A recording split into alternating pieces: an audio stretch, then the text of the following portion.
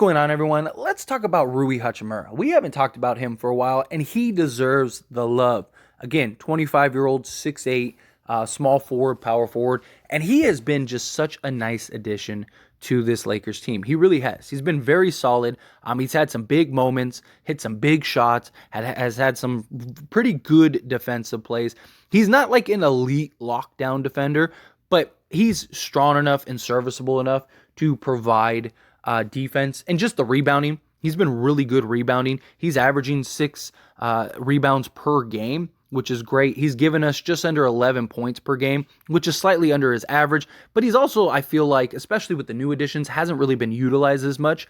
I'd really like to see the Lakers kind of run some sets for him because he is a guy who his mid-range is pure butter. I mean, that dude, he's so good, so big, and so strong. He is able to really get to his spots all over the court. And that ability in and of itself, I mean, it's been blatantly noticeable. And we've had him for 11 games, right? And very likely he will be in and out of the starting lineup. So he's started 8 of the 11 games since he's been with the Lakers. And I think, very likely, again, he'll kind of be interchangeable with Vanderbilt. I think if you're playing, say, the Clippers or like we saw with the Pelicans, right? Vanderbilt's probably better to start because you can match him up better with a Kawhi Leonard or a Paul George or, if we're playing the Suns, Kevin Durant, stuff like that. But Rui, I don't think is bad. And in certain matchups, you definitely can play him. But if you're playing, say like the Timberwolves, right? Well, then you could start Rui if you needed to, and he can hold his own. He's a better 4 than he is a 3, but the Lakers have operated him as a 3 a lot because you have LeBron James, and LeBron James at this stage of his career is better suited at the 4 rather than the 3. So Rui's kind of like he's the young bull that's got the size, that has the strength, that can do some damage on the perimeter defense. He's just not very laterally quick. He's not very good at moving his feet, and it's because he's more of a stocky build type of forward, right? Like you see guys like Mikal Bridges and stuff like that. They're very slim, right? So that's why they're better perimeter defenders because they're able to move more because they're not carrying around all that size and all that bulk. Where Rui, with his 230 frame, he's a big guy, all right? And that's why he is best suited at the 4 spot. And I do think eventually, post LeBron, because I do imagine that with Rui's age and very likely getting a new contract this upcoming offseason, that he will, once we fade out of the LeBron era, I think Rui will very likely be our 4. I think very likely post LeBron, it'll be like Rui, Vanderbilt, and then Anthony Davis. I think those will be our new front line post LeBron, which I am all for. But I would like to see them allow Rui to get some more sets, get some more plays called for him. He is automatic from that mid-range. We've seen him just bail this team out time and time again. And now we have D'Lo who's really good at operating in the half court, right? And his ability to score at all 3 levels. I would love to see some pick and pop action with D'Lo and Rui. I think because no matter what, you're going to score, right? Because D'Lo is so good at shooting in the mid-range and Rui is so good at shooting in the mid-range. So if you run that pick and pop, it just puts so much pressure on the defense, right? And you're running that small to big type switch, right? I mean, not to the level of like a 7-footer and a point guard, but still, Rui's more size. He's very likely going to have a more sizable guy on him. And so if they do run the switch, then D'Lo is going to be able to kind of operate and do what he needs to do, or he could just kick it out to Rui. And now Rui's shooting over a smaller defender, which allows him to get better shots.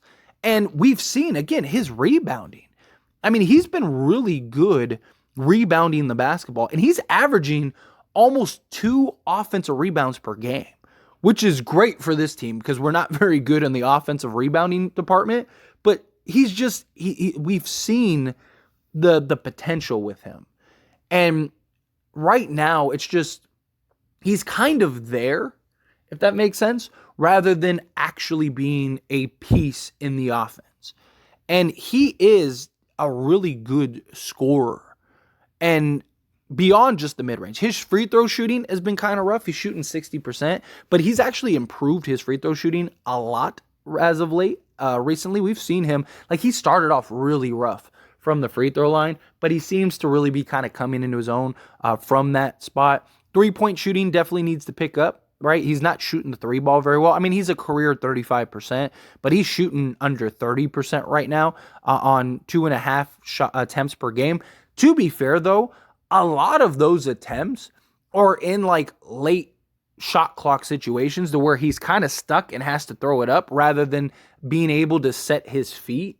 And we've seen when he gets those passes where he's set, he can knock them down.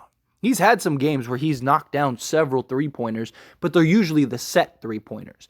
And he's over 50% on that like top of the key setup three, like in transition or just like through the course of the offense. So again, he's a guy that can shoot the three ball if you put him in a proper set, and he's a guy that can just knock it down from the perimeter or from the mid-range everywhere, right?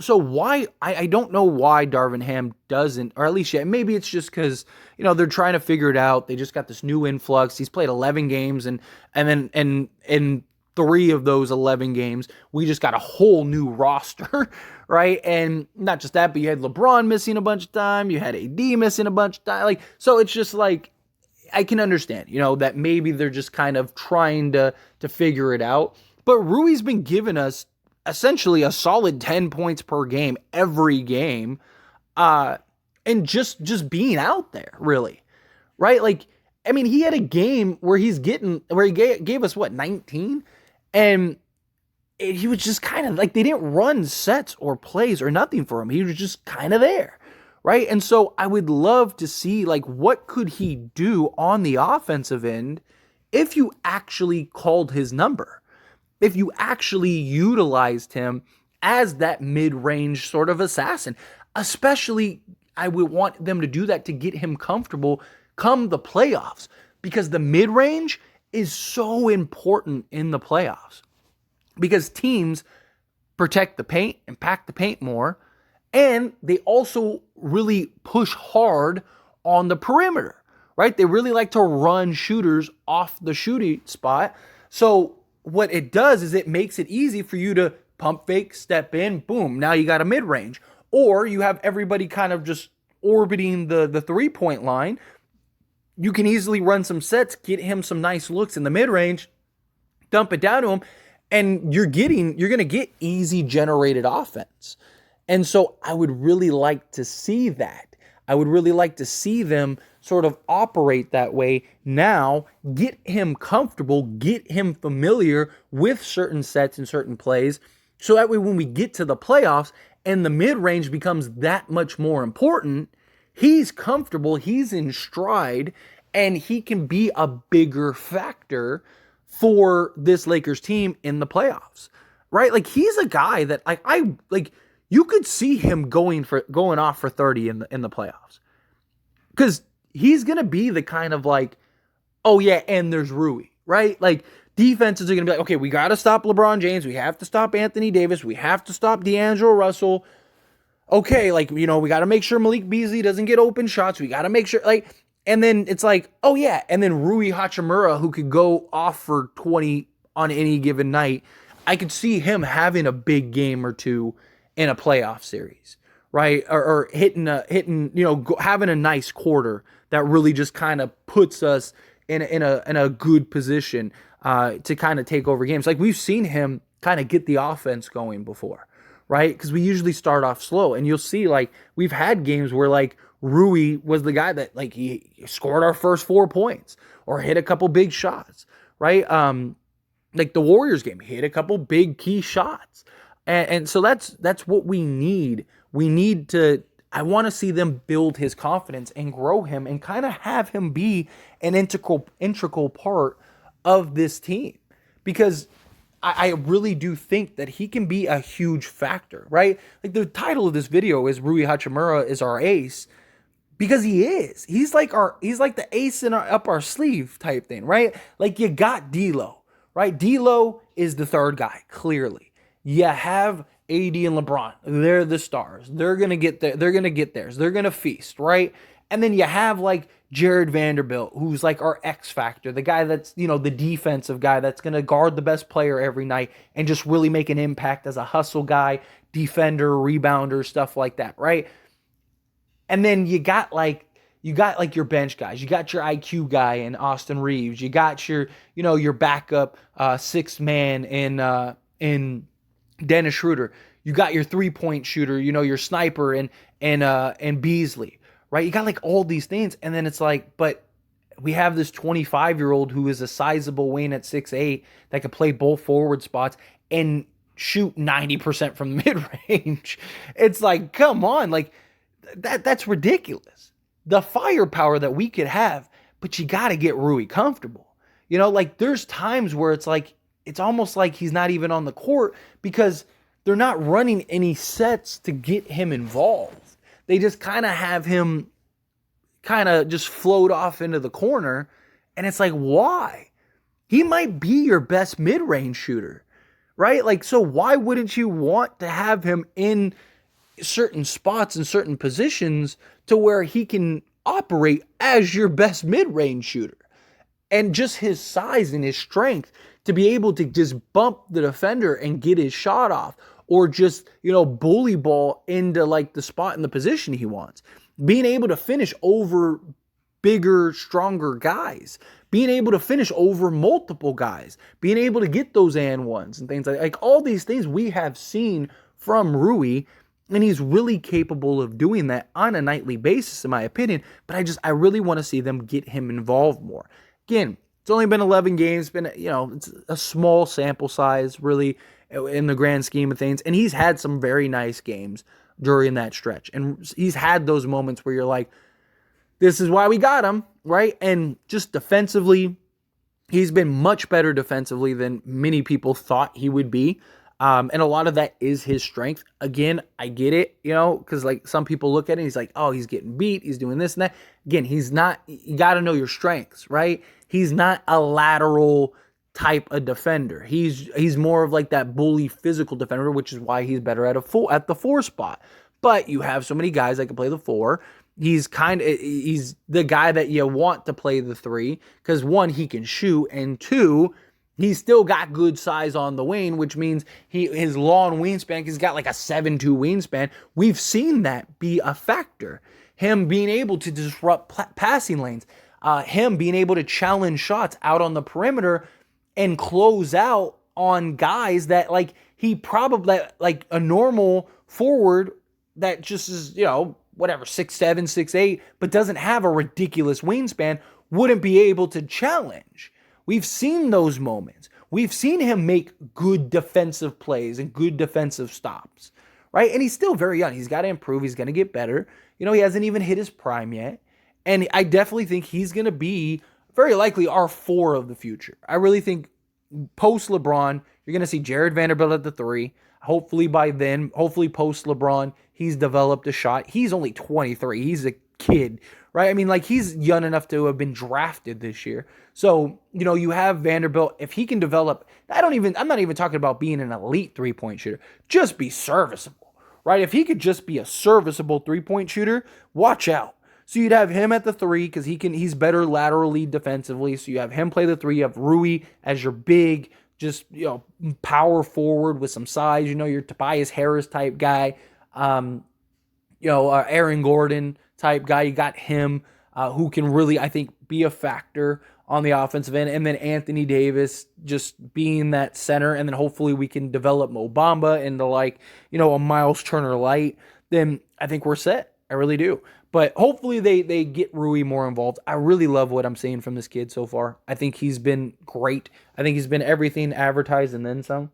And I just think they need to get him going. Run a couple sets for him. It's not going to kill you, right? Like I understand that you got the flow of the offense. Sometimes things are just happening, but like I want to see our guys look for him more, right? Put him in position to have some success, operate, because it just seems like we go to Rui when like nothing, like the play we were going to set broke down. So let's just give it to Rui and hope that he can go generate a bucket. And it puts him in tough spots at times. And he is able to do it, but I'd like to see him, because I really do believe he's a guy that could get us 15 to 20 a night on any given night, every given night. If you just run a couple sets. I'm not saying run your entire offense through him all 48 minutes, but like you should be run a handful of plays for him, throughout the course of the game. He's going to make probably 50% of those at least. And then he's going to get another, probably 6 to 8 points through the course of the offense, through like offensive rebounds and putbacks, or just, the ball just land into him, and so he knocks it down. And then all of a sudden, like I said, you run a handful of plays for him. He's getting, 6 to 8 points through that, and then another 6 to 8 points through the course of the defense, or through the course of the game. Then all of a sudden you're like, wow, dude, this guy just got 13 to 16 points. That's kind of how I see it. But anyway, again, love to hear your thoughts and opinions. So let me know what you think about Rui Hachimura and what you'd like to see down in the comment section below.